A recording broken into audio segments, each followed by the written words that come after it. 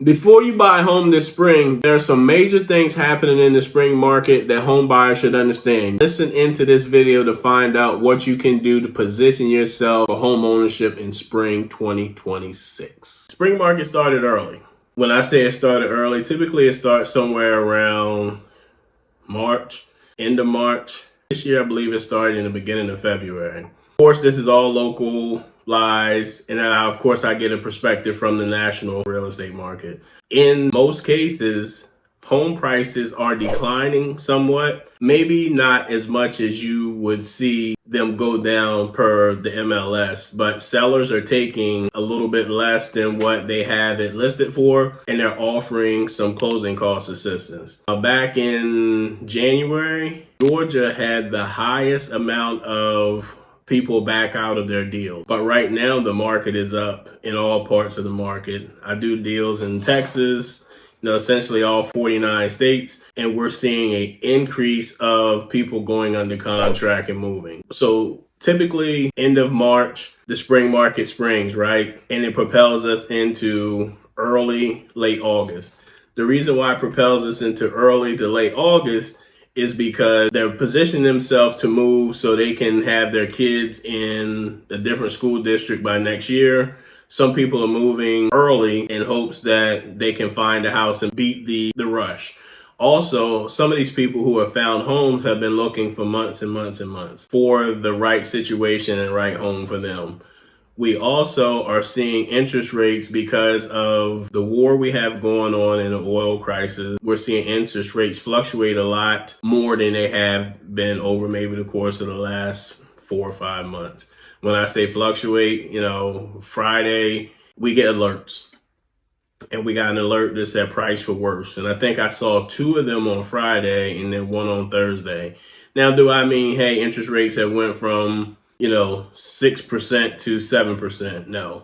But there is an increase for the price for that 6% interest rate, as well as the 7, the whatever conventional financing is. So they've crept back up over the course of the last 30 days, 60 days, more so 30, right? As a consumer and as a buyer, you want to prepare. I'm always going to lean you and guide you to preparing for the market. If you're out there and you're still trying to time the market, please stop. Please stop trying to time the market. If you're looking to purchase, you need to weigh all options. And when I say weigh all options, you need to look at, am I buying, in a specific area? What exactly am I looking for? What are my needs? Do I need a 5-bedroom? Do I need 4 bedrooms? Do I need 6 bedrooms? You need to look at those things. What school district am I looking in? If you can pinpoint some of those key and important ingredients, it's going to help narrow down the search and help you not be as frustrated. Do a little bit of due diligence up front. Figure out what is important to you. Like if it's you and a spouse or you and someone else and you say, hey, I'm ready to buy, kind of pinpoint and figure out what are important metrics and key things to you, right? You want to make sure you figure those things out first, right? One of those things to figure out. The next part is getting pre-approved or getting your stuff in order. Getting your stuff in order and being prepared is going to be very helpful. I foresee us seeing multiple offer situations throughout the summer. We typically do see it, but I think we're not going to see COVID level multiple offer situations. But because housing prices have come down some, interest rates are lower than they were this time last summer, we're going to see a hotter, faster paced market. In some certain parts of the country, there is less inventory on the market, but still an abundance of buyers. So you definitely want to make sure you are in position to be the most attractive buyer on paper when it comes to going to a lender, as well as putting in your offer. The other thing you want to do is make sure you understand that the likelihood of you getting into a home with no money out of pocket, period, is slim. There are situations where people do get into homes with very little money out of pocket. Occasionally somebody will walk away with a check in their hand, but those are unicorns. They don't happen all the time. Contrary to what you believe or see on these social media platforms, it does not happen all the time, and it does not happen for everyone. So you need to look at your finances and say, hey, where can I get money for earnest money deposit? Typically $1,000, depending on what part of the country you're in, or negotiations, it could be more. It could be high as 1% of the sales price. If the sales price is $300,000, that earnest money deposit could be $3,000. You could offer $3,000 as an earnest money deposit to show that you're more serious. So if a seller gets two offers for $300,000, one's $1,000, one's $3,000. Let's say they both close in 30 days. Both are asking for, let's say, $6,000 in closing cost assistance. Most likely the seller is going to go with the one that has the larger earnest money deposit. If you don't know what earnest money deposit is, some people call it escrow, depending on what part of the country you're in. The earnest money deposit is what you put down as consideration, showing your seriousness and putting an offer in on the house. So sometimes that right there is a determining factor in whether you get the deal or not. Now, in most cases, those funds are refundable if you don't go forward with the deal, as long as you hit all the metrics in the contract. But you can't back out if you decide you just don't want to buy a home and it's not within a specific period of time called due diligence, or if you do or don't have a denial letter from your lender. If you're preparing for summer market, then you still want to do all of the same things. Again, I say it multiple times when I do videos, you want to make sure you have all of your documents in place. If you are an employee, you want to have your two most recent pay stubs if you get paid 30 days. So 30 days and most recent pay stubs. You want to have the two most recent months of bank statements, all pages, even if it's blank. You also want to make sure you have your most two recent years of W-2s.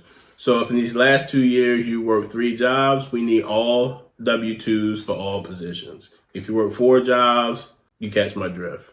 All W-2s. Even if you're no longer working that job or that position and it's been within the last 2 years, we need the W-2 for that position as well. We need to have it in a PDF form. If you do not have it, you can go to irs.gov and get a copy of your income transcript. Not your income taxes transcript, but your income transcript. The other thing is most companies nowadays have something called like ADP or Paylocity.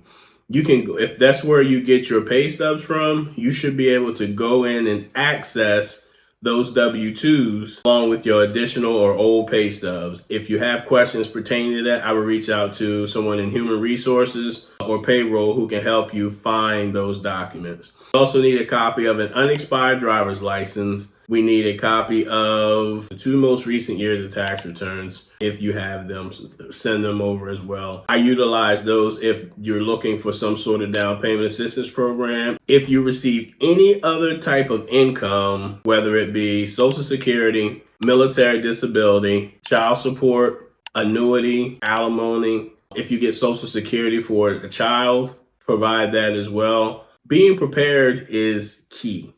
You know, that allows for you to go and do the application right away and to get those things over to a lender in a expeditious fashion. So if you're not looking right now, I say have those things downloaded on your computer in a folder, so when you are prepared to send those things over, and make sure that you have them downloaded in a PDF form and not in a picture form. Any type of income that you receive that you're going to be trying to use, provide that.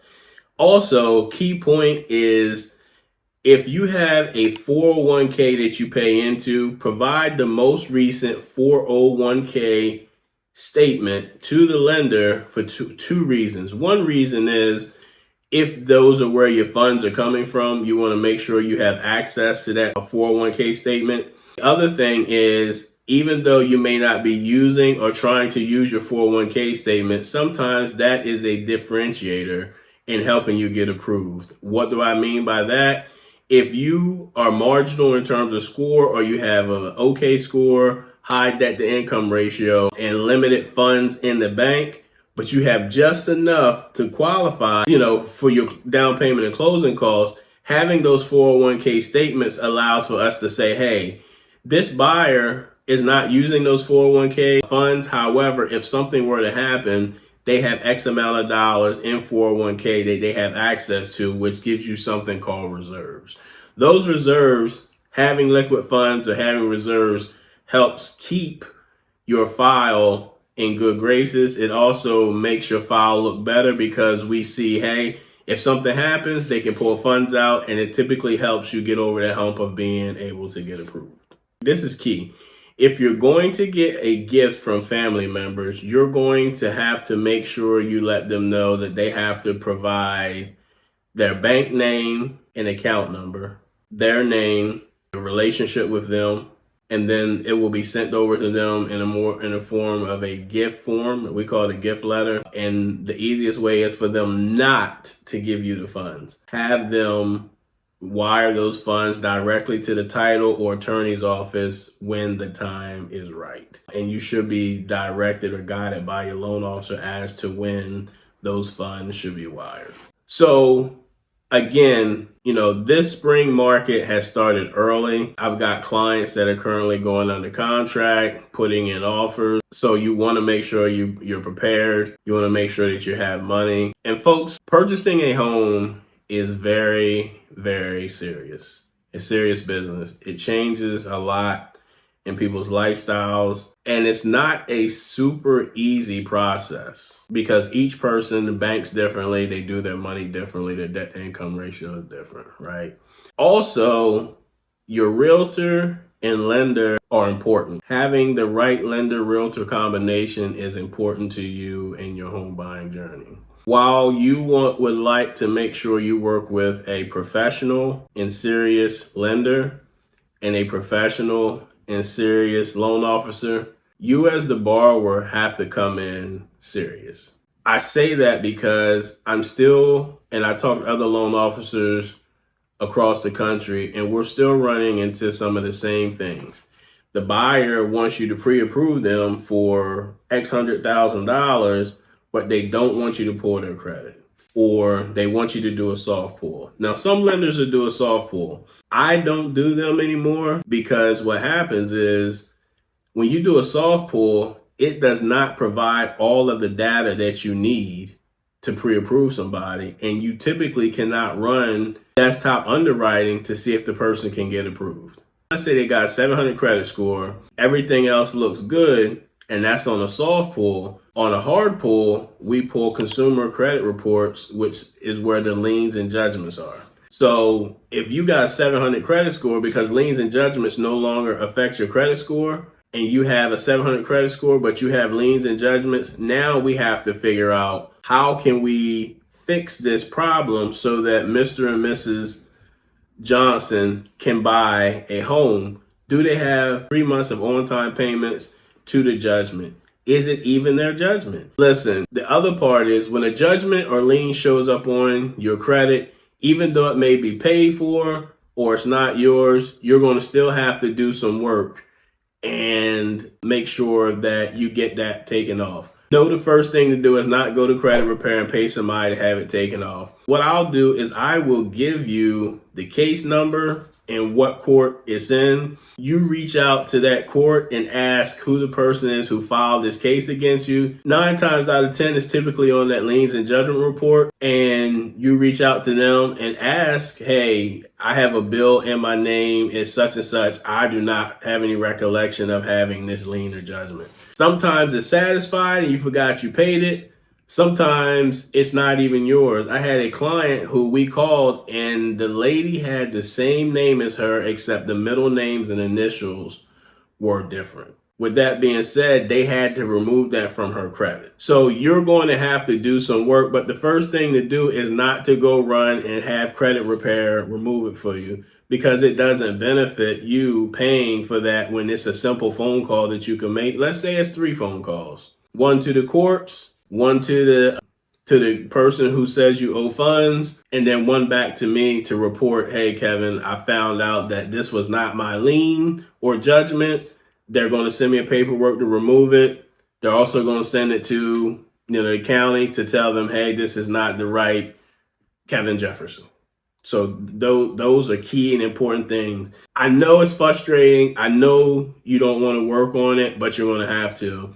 I understand it's not showing up on your credit report anywhere and you don't see it, but it's there, and that's the information that we pulled. I'd rather address those issues up front rather than to address them while we're under contract and looking to purchase a home.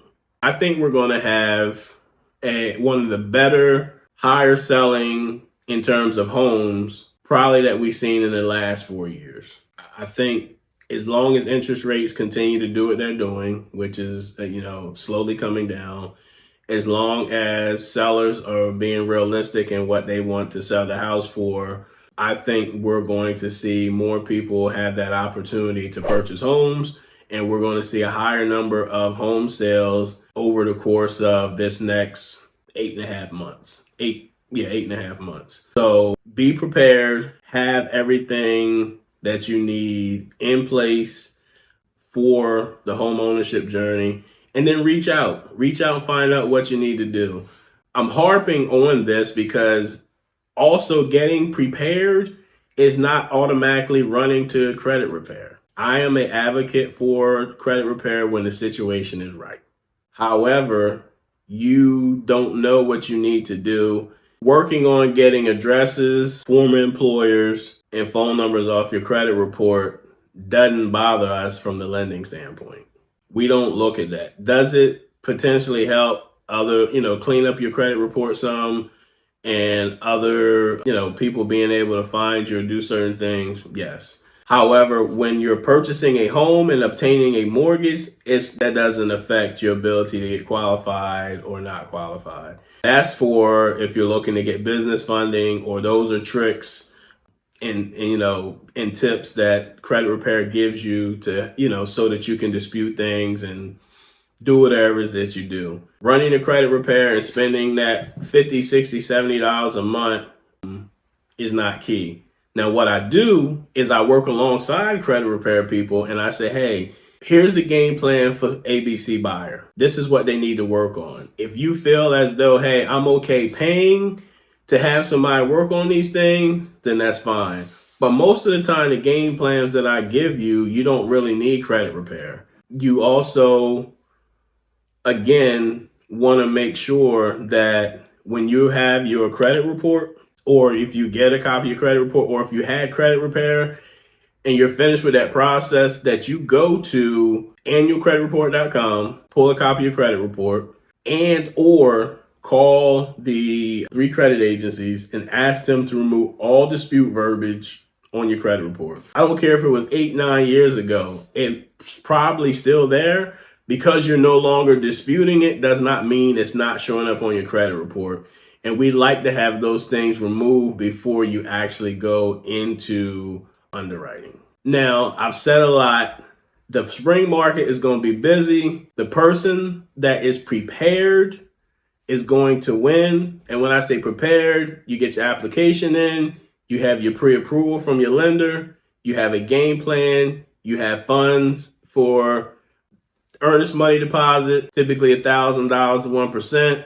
You have your $350 to $500 for your home inspection, and let's say you have your $650 for your appraisal. So let's say that's $2,000, $2,100. You want to have $2,100 specifically allocated for that, and those are funds that are paid up front before you close on the home. Outside of any type of inspections that you get, everything else will be taken care of after you get your clear to close and you go to the closing table and the lender got in the house and you're going to close with the attorney. I think it's going to be a very competitive market. Is it going to be like the pandemic or COVID times? I don't foresee it. However, I do believe that we're going to see a record number of homes sold in 2026, probably the most that we've seen since 2021-22.